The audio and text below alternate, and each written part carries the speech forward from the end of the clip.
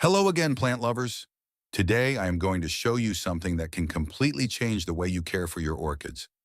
Because when a plant seems beyond saving, there is still a chance.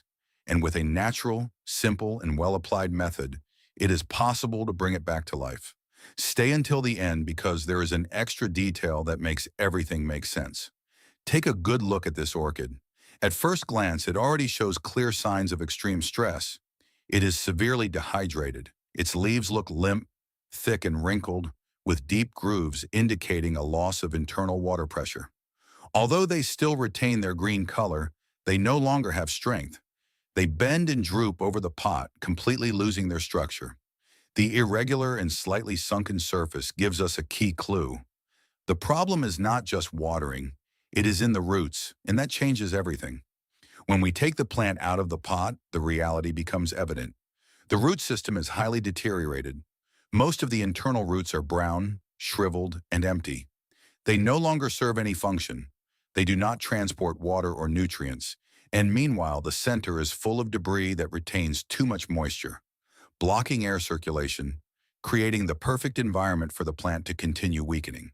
But this is where hope appears, because after removing the old substrate, you can see some healthy aerial roots near the base, firm and silvery gray, extending from the stem. Right now they are dry, but they still have life. They can still recover, and these roots will be the key to rescuing the plant. This is the point where many make a mistake, but you won't. Now comes the most decisive step. Removing everything that is no longer useful. Cut off every dead root, every soft, hollow, or papery part using sterilized scissors. Keep only what is firm, what still has life. Make clean cuts until you find solid tissue. If a root is partially damaged, trim it without hesitation until it is completely healthy. Do not leave any soft remnants, because even a small bad part can ruin the whole process. And if you see dark areas near the stem, remove them carefully without damaging the base of the plant.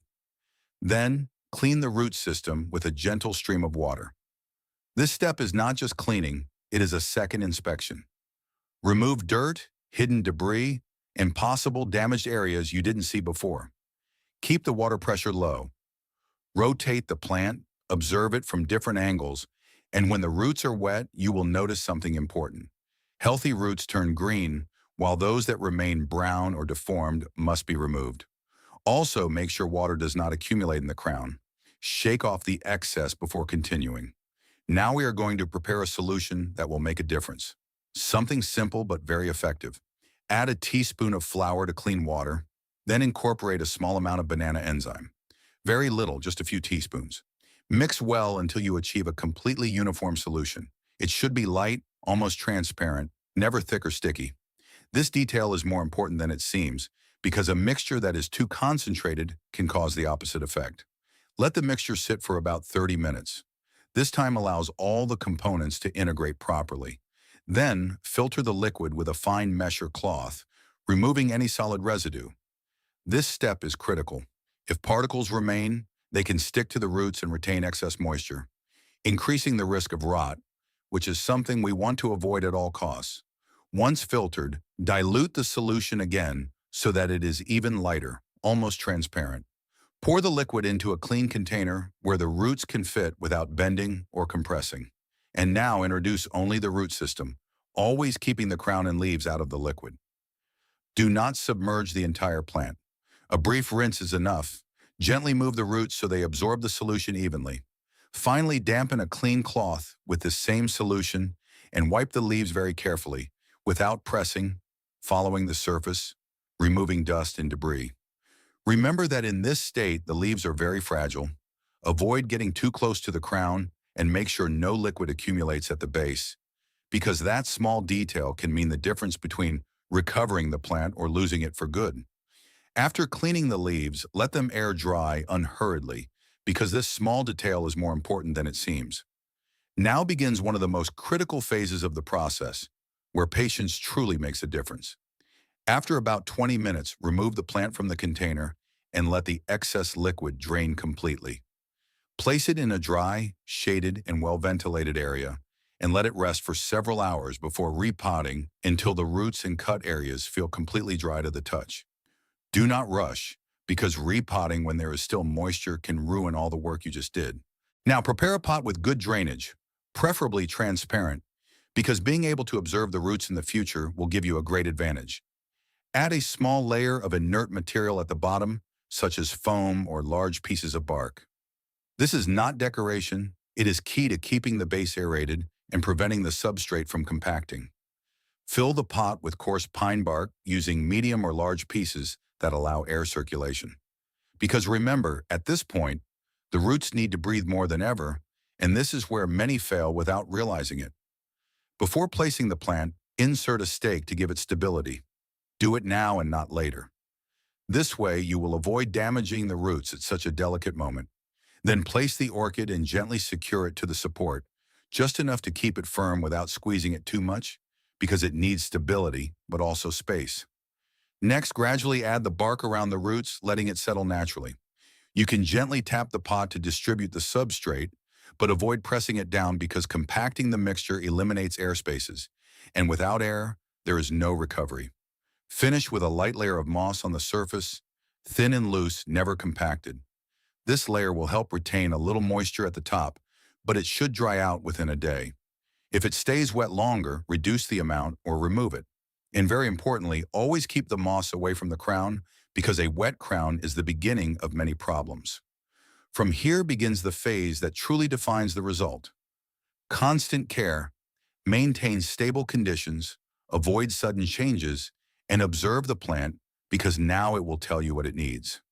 Water only when the roots look silvery and the substrate is completely dry.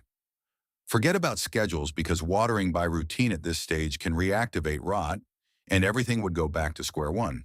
Provide bright, indirect light, avoiding intense direct sun while the plant is still weak, and make sure there is good air circulation around it. Because that balance between light, air, and humidity is what will allow the recovery to progress. Do not fertilize immediately. Wait until you see new root tips. That will be the moment the plant is telling you it is ready. Then you can start with a mild, well-diluted fertilization. Recovery is not immediate. It is a progressive process. First, you will see changes in the roots, while the leaves may take longer to improve, and some damage may not even disappear. But that does not mean the plant is not recovering. And now comes what everyone wants to see. The result. After 6 weeks, the transformation is evident. The leaves are not yet completely firm, but their structure has improved. The wrinkles have decreased, and they no longer bend as easily, indicating that the plant is recovering its internal balance. New life appears at the base. Several roots are beginning to extend with active, green tips. And this is the most important indicator of all because it confirms that the plant is absorbing moisture again and adapting to the new environment. Even the older roots that survived have stabilized and no longer show signs of deterioration. The plant now stands firm in the pot without moving, a sign that the new roots are already starting to anchor themselves to the bark, while the crown remains dry and intact, with no signs of rot or infection. Altogether, what you are seeing is a real recovery. The plant has stopped deteriorating and has entered an active growth phase with functional roots and a progressive improvement in its hydration. And from here on, everything will depend on maintaining this balance. This is the result after 6 weeks.